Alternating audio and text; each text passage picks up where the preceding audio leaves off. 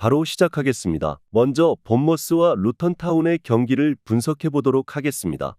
본머스 잉글랜드 1부 13위 무패패 승무입니다.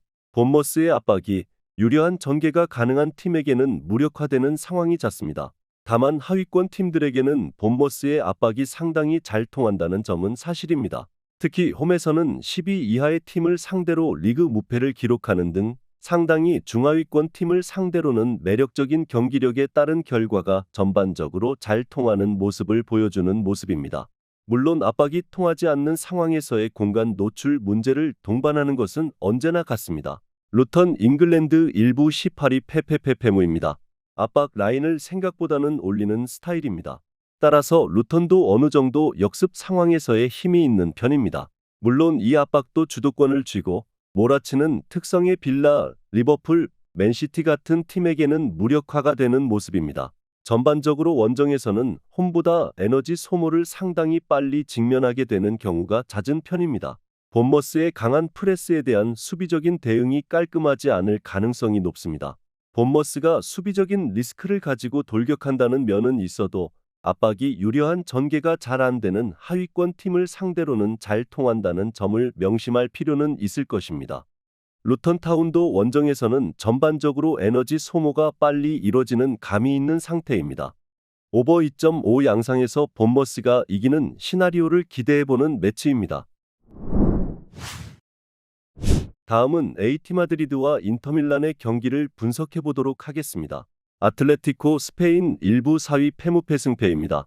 홈에서는 리그 무패로 강하다지만 상대도 원정에서 무패입니다. 결국 홈에서의 강세도 어느 정도 상쇄가 되는 상황이라고 할 수 있을 것입니다. 일단 공격적으로 나가야 할 이유 자체는 충분한 상황이나 1차전에서 그리즈만, 모라타의 에이스 조합도 인테르에게 유효 슈팅을 하나고 기록하지 못했습니다. 현재 그리즈만이 발목 염좌로 전열에서 이탈했다는 점도 아틀레티코 입장에서는 매우 달갑지 않은 소식입니다. 인테르 이탈리아 1부 1위 승승승승승입니다. 인테르가 무리하게 원정에서 승부를 걸 이유는 없을 것입니다. 일단 자신들이 잘 아는 속공 상황에서의 힘을 보여준다고 하더라도 일단 지키는 것을 1차적인 목적으로 삼을 것입니다. 다행히 1차전에서 수비진이 빛났고 지난 볼로냐 전에서도 원정에서 후반전 내내 내려앉아서 무실점으로 경기를 낚아온 점은 상당히 고무적인 성과라고 할 수 있을 것입니다.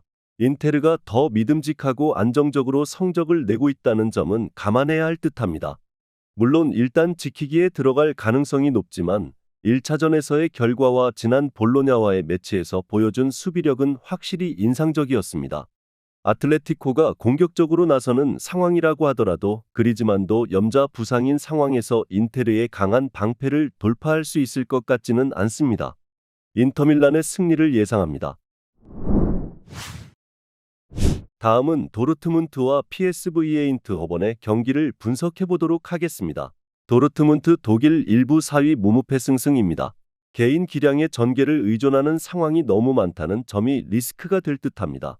일단 중앙에서 인원을 확충하고 강한 압박으로 나오는 경우 매우 빌드업에서의 정교함이 떨어지는 모습을 보이고 있습니다. 1차전에서도 이런 양상을 답습한 것이 아인트호벤에게 페이스를 상당히 넘겨주게 된 상황으로 이어지는 모습입니다.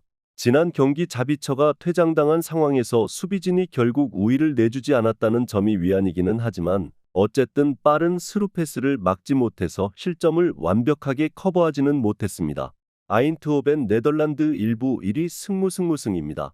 아인트호벤도 1차전에서의 결정력은 아쉬웠지만 주도권을 잡은 상황에서 몰아치면서 도르트문트 입장에서 위험한 상황을 많이 만들었다는 점은 주목할 필요가 있을 것입니다. 중앙에서의 강한 압박과 미드필더 위주의 플레이가 가능한 전력이니만큼 아인트호벤이 도르트문트의 약점을 전반적으로 잘 저격할 수 있다고 보는 것은 합당하다고 할 수 있을 것입니다. 아인트호벤이 이긴다고 하더라도 이상한 매치는 아닐 것입니다. 일단 도르트문트가 약한 특성을 가진 팀은 미드필더진의 두터움과 강한 압박이 가능한 전력입니다. 아인트호벤이 1차전에서도 꽤 대등한 모습을 보인 만큼 도르트문트가 홈팀이지만 경기력에서는 그다지 큰 차이가 없을 가능성도 상당하다고 봅니다. PSV 에인트호번의 핸디캡 승리를 예상합니다. 마지막으로 파리 생제르맹과 니스의 경기를 분석해 보도록 하겠습니다. 파리 생제르맹 프랑스 일부 1위 승승무승무입니다. 생각보다 니스에게는 고전하는 편입니다. 물론 음바페 위주의 공격진들이 니스를 상대로 부진하다고 보기는 어려운 것이 사실인데 니스가 강한 역습 상황을 만들어준다는 점이 약점입니다. 속공에 전반적으로 강한 니스라서 교과서적으로 라인을 내리고 플레이를 하는 특성을 지닌 중하위권 팀에 비해서 파리 생제르맹은 오히려 상대하기 쉬운 편이라고 할 수 있을 것 같습니다. 니스 프랑스 일부 6위 페페무페페입니다. 일단 니스가 모나코를 상대로 2대3의 난전을 보여주는 등 강호들에게는 강한 면모를 보여주는 편은 맞습니다. 다만 최근 툴루즈와 몽펠리에를 상대로도 2골을 허용하는 등 수비적으로 상당히 난조가 심한 모습을 보여주고 있다는 점은 상당히 아쉬운 대목일 것입니다.